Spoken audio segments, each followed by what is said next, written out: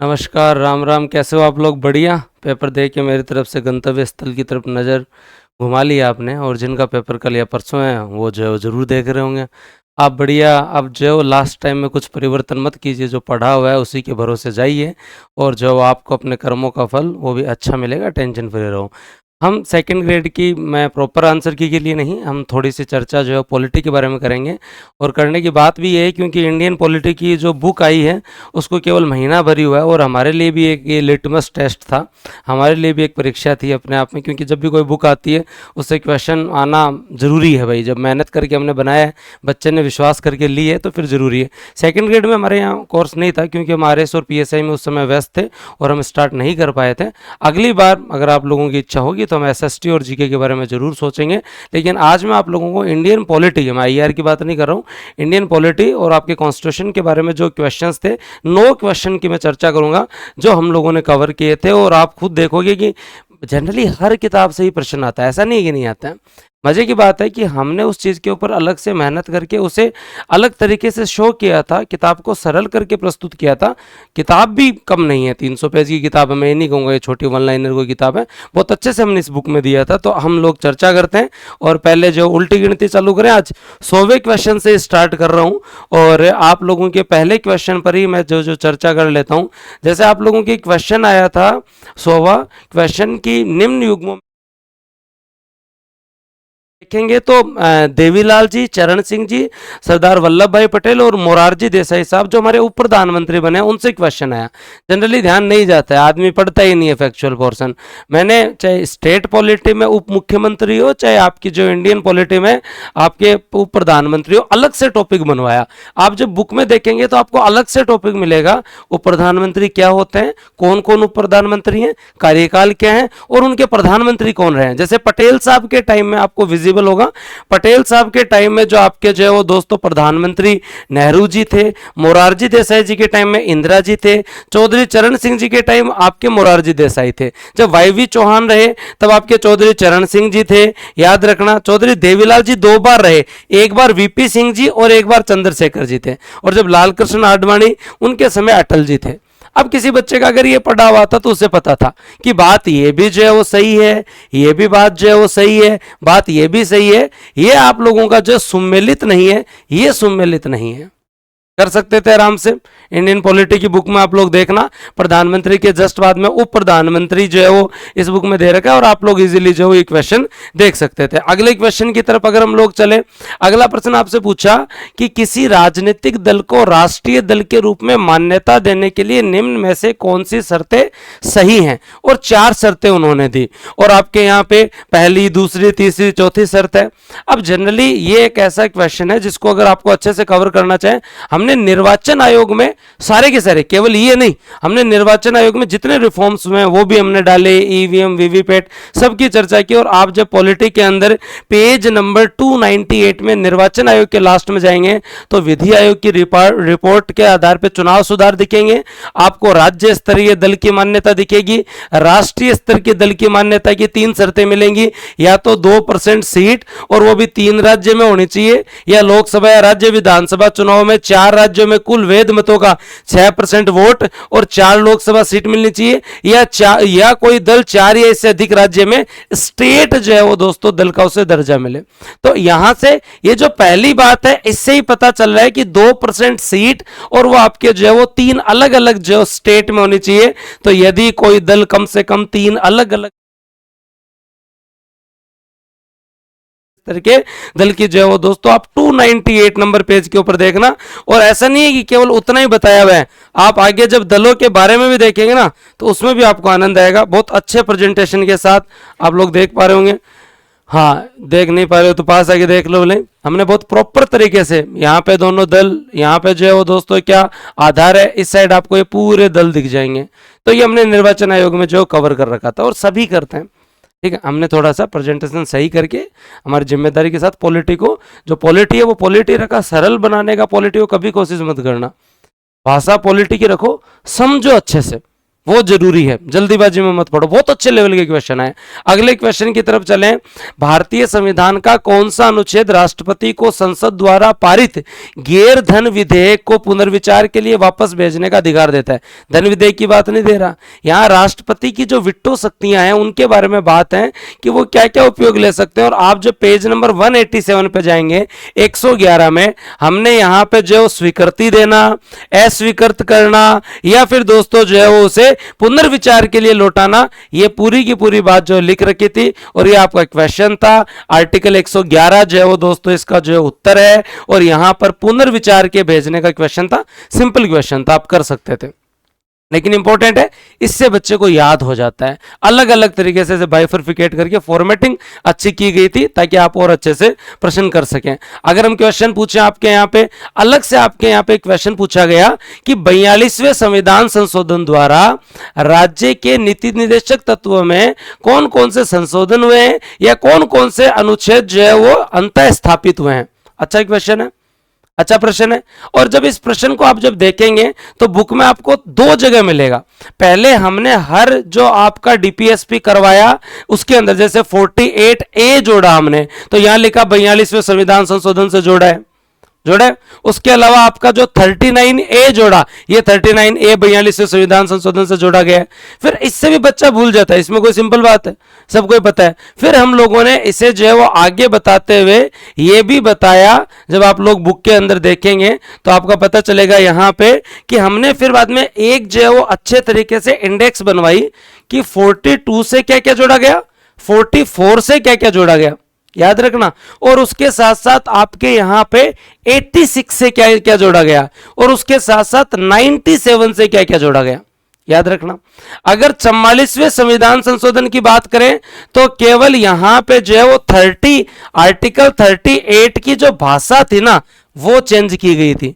38 की जो भाषा थी ना उसमें परिवर्तन था। और अगर आप 86 के बारे में बात करें तो 86 के अंदर भी जो क्या था, यहां पे जो आपका 45 था उसकी भाषा चेंज की गई थी, याद रख लेना। 45 की भाषा चेंज की गई थी। 97 के द्वारा हमने जो है वो दोस्तों 43B जोड़ा, जिसके अंदर हमने सहकारी समिति की बात की थी। किसकी बात की थी? सहकारी समिति की। ऐसे आपको एक इंडेक्स मिलेगी, ऐसे आप लोगों को एक इंडेक्स मिलेगी जिसमें 42 के अलग है, 44 के अलग है, 86 के अलग है। यहां हम लोगों ने प्रॉपर बताया था कि एक 39F जो है वो दोस्तों जोड़ा गया, एक 39A जो है वो जोड़ा गया, एक आपका 43A जोड़ा गया, एक आपका 48A जोड़ा गया, ठीक है। और जब ये आप लोगों को इंडेक्स मिलेगी ना तो इजी हो जाता है और वहां से आपको पता चल जाता है। अच्छे से आप लोग देखना यहां पे कि 39A आप लोगों का सही है क्योंकि ये तो जोड़ा ही नहीं गया। और ये जो 43 आप बी की बात कर रहे हैं ये तो आपके यहां पे सहकारी समिति की बात करता है और सहकारी समिति वाला तो 97 से जोड़ा गया था। तो यहां केवल दो ही हैं, आपका 39A और 48A, और 1 और 4 सही है। तो ये आप आंसर जो है 1 और 4 इजी लगा सकते थे। तो बात ये नहीं है कि कोई भी बुक होगी उसमें, पॉलिटी बुक में ये तो हो गई। बात यह कि हमने उसे सरलता के साथ, सहजता के साथ आपको दिया है कि आप और अच्छे से जो कवर कर सकते हैं और आपको याद हो जाएगा, आपको बढ़िया तरीके से कवर हो जाएगा। अब बात यहां एक स्टेटमेंट आया, निम्न में से किस मामले में सुप्रीम कोर्ट ने जो है वो दोस्तों यह कहा, निम्न में से किस मामले में सुप्रीम कोर्ट ने यह कहा कि संसद को संविधान के किसी भी भाग में संशोधन करने की शक्ति है, मतलब वो मूल अधिकार में भी संशोधन कर सकता है, ठीक है। यह बात सबसे पहले शंकरी प्रसाद बनाम भारत सरकार वाद 1951 में कही गई थी कि मूल अधिकार के अंदर जो है वो दोस्तों जो क्या किया जा सकता है, संविधान संशोधन किया जा सकता है। मौलिक अधिकारों को संशोधन शक्ति के दायरे से बाहर हमारे संविधान निर्माता नहीं रखना चाहते थे। ये आपका जो पहला केस था, ये कितनी बार मेंशन है, यहां आप लोग देखेंगे शंकरी प्रसाद 1951 आपको मिलेगा। जब आप लोग देखेंगे पेज नंबर 102 पे, यहां हमने अलग से समझाया है। आप लोग मूल अधिकारों के अलग से वाद दिए हुए हैं 2-2.5 पेज में, उसमें आप देखोगे आपको आनंद आ जाएगा कि हाँ सर ये जो कर सकते थे। और इसके अलावा यहां अगर भूल जाते तो चैप्टर नंबर 17 में आधारभूत ढांचे का आपका जो है वो सिद्धांत दिया हुआ है, उसमें वापस शंकरी प्रसाद दिया है। और उच्चतम न्यायालय ने यह स्पष्ट किया है कि संसद अपनी विधायी शक्ति के द्वारा संविधान के किसी भी भाग में संशोधन कर सकती है और मूल अधिकार में भी संशोधन कर सकती है। ये पूरी बात पड़ी, 2 बार मेंशन है।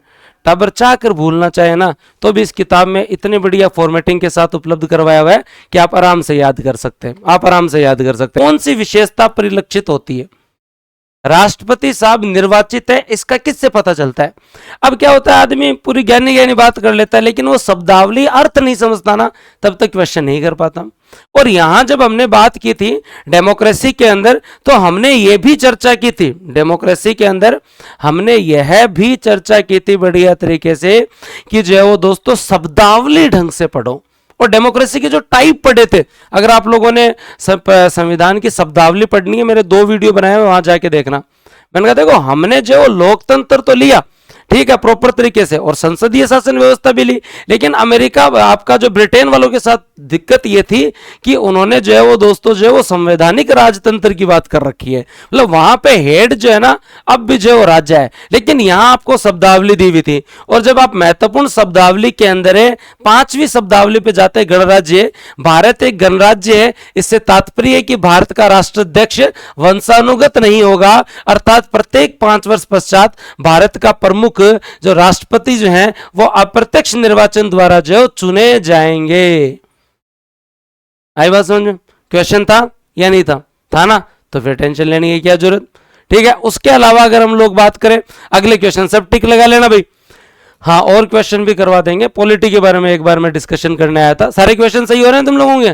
फिर बात आती है कि आपके यहां पर जो प्रांतों के अगर हम सही समूह के बारे में अगर हम लोग बात करें, आपके यहां पे सबसे इंपॉर्टेंट है तो क्या याद रखना है, सही समूह को जब आप पहचानेंगे प्रांतों के अंदर, तो इन्होंने ये कहा कि 1935 के अंदर द्विसदनात्मक प्रांतीय विधानसभा 6 राज्यों में थी। ठीक है, हम याद भी करते हैं बंगाल, बॉम्बे, बिहार, बंगाल, बॉम्बे, बिहार। उसके साथ साथ अब जब आप इसको देखो तो यहां 22वें के अंदर आप आराम से पढ़ना, विधानमंडल का पुनर्गठन, सेकंड पॉइंट है।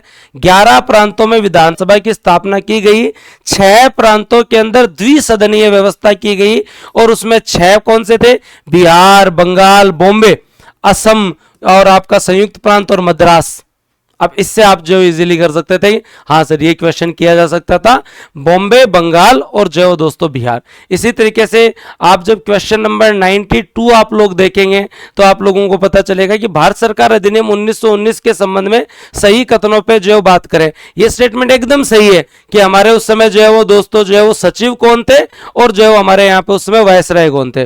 बात ये भी सही है कि 10 वर्ष बाद में जो है हम लोग समीक्षा करेंगे, 1919 के जस्ट बाद में 10 वर्ष बाद में समीक्षा करेंगे। लेट हो गए, लेकिन साइमन कमीशन भेजा था ना, साइमन कमीशन भेजा था, दोनों बातें समय थी। कांग्रेस ने कभी किसी अधिनियम को स्वीकार नहीं किया, चाहे 1919 का हो, चाहे 1935 का हो, चाहे दोस्तों आपका अगस्त प्रस्ताव हो ना, याद रख लेना। केवल और केवल एक कैबिनेट मिशन के ऊपर जो है वो गांधी जी ने कहा था। जब आप नेशनल आपका फ्रीडम मूवमेंट पढ़ेंगे तब आपको पता चलेगा। और वहां पे गांधी जी ने अधिनियम के लिए स्टेटमेंट दिया, तो दोस्तों याद रख लेना, बात ये भी सही है कांग्रेस ने स्वीकार नहीं किया था, लेकिन गांधी जी ने स्टेटमेंट नहीं दिया था। उस समय एनी बेसेंट जी ने स्टेटमेंट दिया था, क्योंकि इससे जस्ट पहले होम रूल आंदोलन हुआ था और होम रूल आंदोलन जो है भारत के अंदर संवैधानिक सुधार का ही आंदोलन था। तो यहां पर भी आप देखेंगे तो आपका ए बी डी जिसका सही है उसका दोस्तों जो है वो ये क्वेश्चन सही होगा। ये देखो 10 वर्ष वाली बात लिख रखी है, ये आप लोगों की सारी बातें। तो मेरा कहने का तात्पर्य बस इतना सा है कि आप लोग जिनको भी ये क्वेश्चंस मैंने ऑलमोस्ट जो आपके 8-9 क्वेश्चन है, ये सारे क्वेश्चन मैंने आप लोगों को करवाए हैं और आप बढ़िया जीके पढ़ना चाहते हैं हमें फॉलो कर सकते हैं। हाँ, पूरी अच्छी टीम आप लोगों को, ये हमारी अब तक की जो आई हुई 7 किताबें हैं, पॉलिटी की दोनों, इकोनॉमी की दोनों, साइंस की दोनों और एक आपकी राजस्थान भूगोल। राजस्थान भूगोल से भी 8 से 9 डायरेक्ट क्वेश्चन है, अभी मैं आप लोगों को विद एविडेंस मिलूंगा। बात यह है कि बुक में होना, अच्छे से पढ़ाना, याद करवाना, रिविजन करवाना, इंपॉर्टेंट चीज ये है और ये हम लोगों ने करके दिखाया है। इसलिए अब आप आगे की जो तैयारी करना चाहते हैं, अगर आप अपनी तैयारी को और उड़ान देना चाहते हैं तो पीएसआई का बैच हमारा स्टार्ट हो चुका है। 8 तारीख से जो है वो आपकी क्लासेस स्टार्ट है। हमने 10% रिकॉर्डेड बैच दिया और आपका जो पूरा का पूरा लाइव बैच है, आप जुड़ सकते हैं। आरएस के लिए सर्वज्ञ बैच में जुड़ सकते हैं। स्कूल व्याख्याता और सेकंड ग्रेड दोनों के बैच 22 तारीख से चालू होंगे। अभी एक हो रखा है, उसमें जुड़ो तो तुम्हारी मर्जी है, नहीं 22 से चालू करूंगा। आराम से बढ़िया तरीके से आप तैयार रहना। और ये किताब आज जाते टाइम, ये जो आपको मैंने 6-7 किताबें बताई हैं, आप प्रेफर कर सकते हैं। हमने जितना हो सका इसमें सुधार किया है और बहुत अच्छे से आप लोगों को जो पूरे के पूरा जो टॉपिक कवर करवाया। ठीक है, थैंक यू, जय हिंद, राम राम भाई।